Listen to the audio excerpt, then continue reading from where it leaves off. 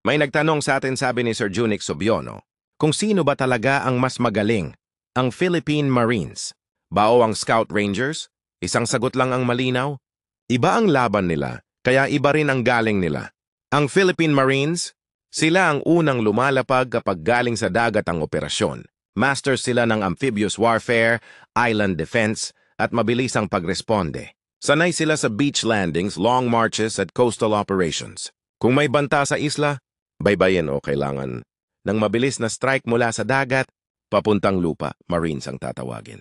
Samantala ang Scout Rangers, tinatawag na silent, professionals at tip of the spear. Sila ang elite sa jungle warfare, small unit tactics, raids, reconnaissance, at counterinsurgency. Kung ang kalaban ay nagtatago sa malalalim na kagubatan, kabundukan, at guerrilla zones, Ranger ang uulanin sila. Tahimik, mabilis at nakamamatay kapag kinakailangan. Kaya sino ang mas magaling? Walang mas mataas, walang mas mababa. Parehong elite, parehong mandirigma, parehong nasa unahan ng laban. Ang tanong lang, saan ang misyon? Dagat, isla at coastal strike? Marines. Bundok, jungle at high-risk stealth ops?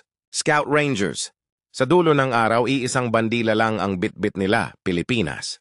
At iisang layunin, protektahan ang bayan kahit saan dalhin ang misyon,